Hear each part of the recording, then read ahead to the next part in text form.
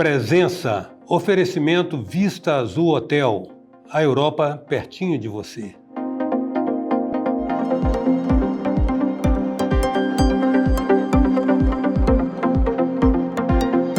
A presença hoje é a do médico cardiologista e emergencista Juan Castelo, com quem nós passamos a conversar. Juan, prazer em tê-lo aqui. Obrigado. Por dar de trocar uma ideia sobre um assunto que está precisando melhor ser na linguagem dos usuários, na linguagem dos usuários está precisando ser melhor deschavado, digamos assim. É a questão do... Nós estamos querendo saber mais sobre o que é mito, lenda ou verdade científica nos benefícios terapêuticos que nos últimos tempos começaram a ser divulgados sobre os óleos essenciais da cannabis, a famigerada maconha. Há muito tempo a maconha era só vista como uma droga.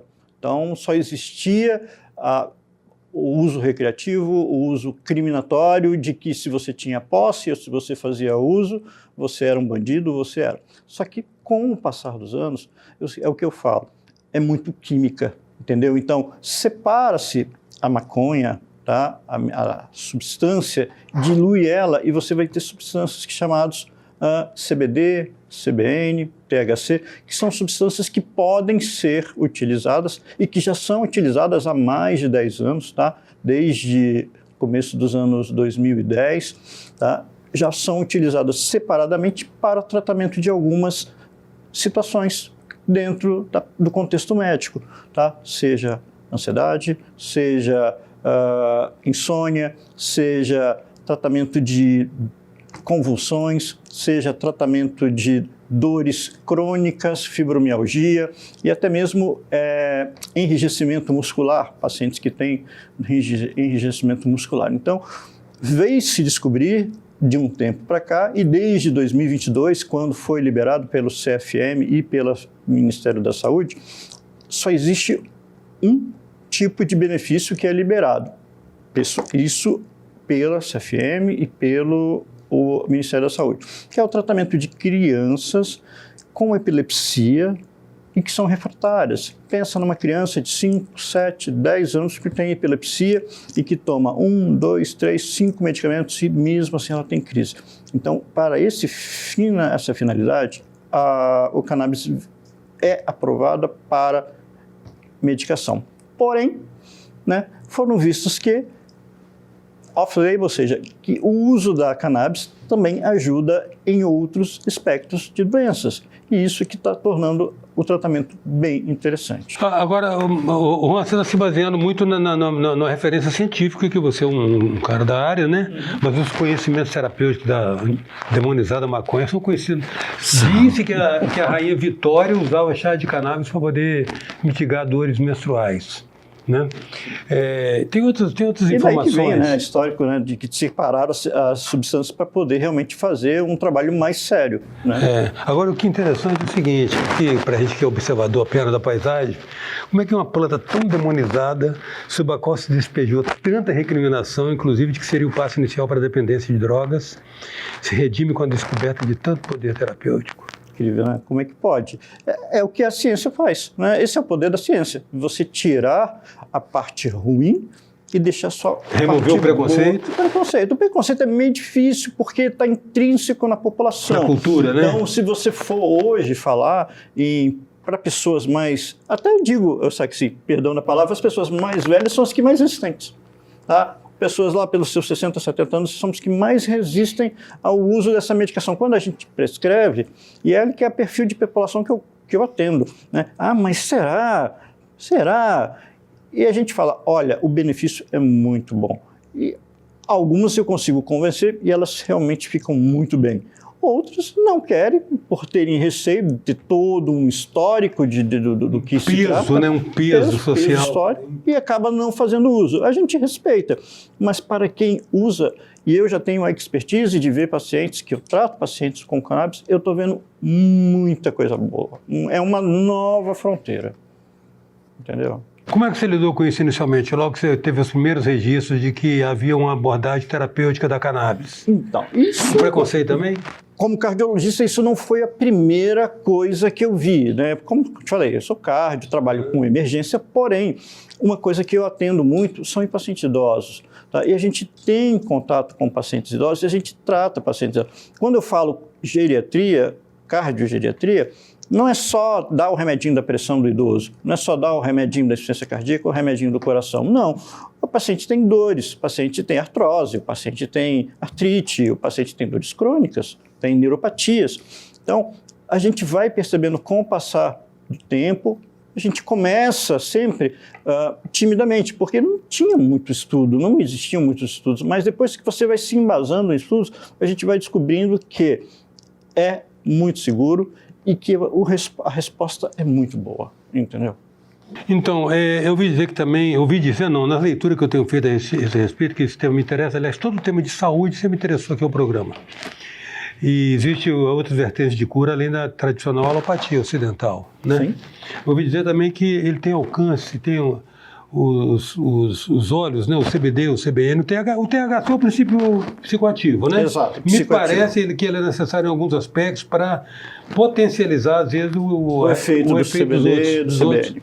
Mas me parece que ele tinha feito muito positivo, constatadamente, na mitigação dos sintomas severos de Parkinson e Alzheimer. Sim. Você tem também... Sim, tem essa percepção, a gente percebe estudo. Eu tenho muitos pacientes idosos que têm Parkinson e que após o uso de medicações que tem na sua constituição, CBD, CBN e THC, tá, eles atentam a uma melhora clínica, ou seja, eles têm diminuição dos tremores, não que vai sumir, lógico. Não vai curar, né? Exatamente, mas diminui sensivelmente os tremores dos pacientes com Parkinson, né? E, obviamente, vai deixá-los menos ansiosos, claro, desculpa, e essa menor ansiedade vai fazer com que ele tenha uma qualidade de vida melhor.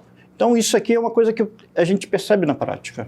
Agora, uma coisa também que a gente não sabe o que pesa mais, porque a ansiedade, ela gera um tremendo desgaste emocional, né? O ansioso, ele tá sempre, de uma certa maneira, hiperativo, como na definição clássica, com medo do futuro. Uhum.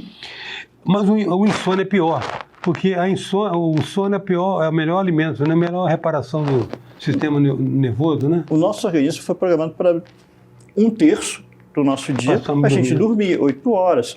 Se você dorme dessas 8, que seria o período, dorme 5 ou 6, tudo bem, você ainda consegue ter um pouquinho de relaxamento. Mas a partir do momento que você dorme menos do que 4 horas, o que é previsto, então isso vai levar a fatores como aumento da ansiedade, aumento de sensação de arritmia, aumento da pressão, mal-estar geral, a pessoa fica nervosa, fica agitada. E esse tipo de medicação vem justamente para inibir esse efeito, para que a pessoa tenha uma qualidade de sono melhor. Então, a gente sabe que existem medicamentos alopáticos que tratam os benzodiazepínicos, existem outros antidepressivos que ajudam, tá? Mas, em se tratando de medicina, a base de medicina canabinoide, a gente tem excelentes resultados no tratamento desses pacientes. Agora, no que diz respeito especificamente à presença do psicoativo THC, há alguns desses medicamentos aqui que há um isolamento total dele, né? Me parece que há uma prescrição também para casos de distúrbios psicológicos, tipo esquizofrenia, essas coisas. Sim, exato. O THC, por exemplo, das medicações que a cannabis, só para você ter uma ideia, Eustáquio, a gente pode utilizar medicações à base de cannabis em competições, tá? A UADA, ela libera, tá? Porém, o THC não. O THC, por ser um psicoestimulante ativo, acaba sendo barrado no teste, tá? Mas o que a gente percebe é o quê? Que isso vem melhorar bastante o padrão, principalmente desses pacientes com 4 transtornos de esquizofrenia. Crianças, a gente evita usar o THC, porque as crianças que têm o Parkinson, que têm a convulsão, que são epiléticas, a gente acaba usando o CBD como forma de tratamento, tá? E é proscrito o uso do THC nesse tipo de perfil de paciente, né? Criança não pode e atleta não pode. Fora isso, a gente utiliza bastante com boas respostas. Eu acho que a resolutividade a essa altura não tá mais, digamos assim, sujeita à discussão, mas o valor da cannabis como fármaco não está muito caro, não está muito alto? Não acho. Porque tudo está relacionado ao tempo de tratamento. Tá? Ou seja, mas um remedinho está caro, são gotinhas. Eu falo, gente, vamos lá. Se você pega hoje qualquer tratamento, vamos para dentro da cardiologia. Você toma remédio para colesterol. Colesterol, você toma um ou dois comprimidinhos, chega a custar R$300 por mês. Tá? A própria diabetes, você tem medicamentos como a dapaglifosina, que para o SUS, um perfil de população é beneficiada gratuitamente, mas quando você não tem esse perfil, essa mesma droga que é dada gratuita pelo SUS é muito cara, né, quando você tem que comprar. Então, eu falo a mesma coisa desse tipo de medicação. Elas são gotas e você não vai gastar um vidrinho num mês.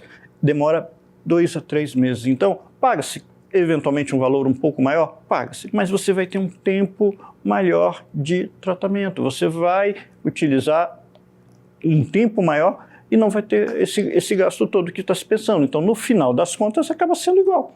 Entendeu? Então, não vejo uma coisa muito expensiva, porque realmente a pessoa tem que pagar para levar a medicação para casa.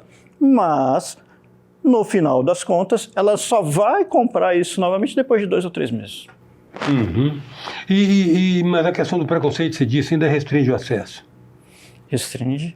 Ainda restringe, não só dentro, como eu falei, nos meus pacientes idosos, mas se você for ver no meio médico, né? No meio médico também. Tem muita gente que não conhece os componentes e acha que tudo é uma bagunça, é uma zona cinzenta e generaliza, entendeu? Então, uma das funções que até eu estou fazendo é implantar cursos para médicos, né, para melhorar e orientá-los sobre a importância do tratamento da cannabis hoje na sociedade. Também do pouco do que eu li a respeito, doutor Juan, parece que todos os canabidióis, canabidiol e THC, todos eles, independente do componente psicoativo ou não, eles têm um efeito anti-inflamatório. Exatamente. Todos? Todos, praticamente todos, eles atuam diminuindo o processo inflamatório, diminuindo as dores, principalmente os pacientes com dores crônicas. Se você for ver um paciente que tem fibromialgia, é um paciente que geralmente tem queixa, e não precisa ser idoso. Fibromialgia hoje comete grande parte da população adulta jovem, tá? E a gente tem tido bons resultados, porque pacientes que reclamam de dores articulares, dores no negócio, é como se fosse uma chikungunya que não passasse nunca, né? Chikungunya é uma dor articular que demora meses, que já é uma dengue que demora. Então você junta isso com um quadro que você não tem um diagnóstico, não é uma artrite, não é uma artrose, não é nada disso. Então, junta e o uso do canabidioide, ele vem a diminuir o processo inflamatório e diminuir a dor, deixando o paciente mais tranquilo. Enfim, quais as prevenções a serem adotadas no uso da cannabis como tratamento médico? A prescrição da receita por um médico, então, passa a ser fundamental. Não tem como ser feito sem uma avaliação, sem uma prescrição médica. Tem que ter a prescrição médica e o médico tem que saber o que fazer. Muitas vezes a gente sabe que eu sempre falo que o tratamento com o canabidioide tem um lema, é start low, start go, ou seja, começa devagar, mas começa. A gente nunca vai começar com esse tipo de medicação em doses altas. Tá? Ou seja, vamos começar, você já vai tomando 20 gotinhas hoje, de manhã 20 gotinhas. Não, a gente tende a ser mais rigoroso e mais conservador. Começa com 2 gotinhas de manhã, 2 gotinhas à noite.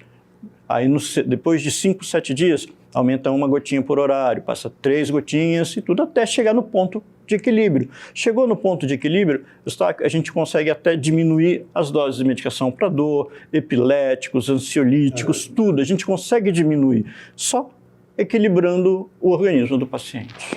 Quero agradecer muito, doutor Juan, a sua disponibilidade de estar esclarecendo esse assunto tão polêmico, né? Tão polêmico ainda. Muito grato pela sua presença. Eu que agradeço, eu estou aqui à disposição, tá? Justamente os que precisarem tirar qualquer dúvida, estou à disposição aí para tentar ajudar. A presença hoje do Dr. Juan Castelo. Até já.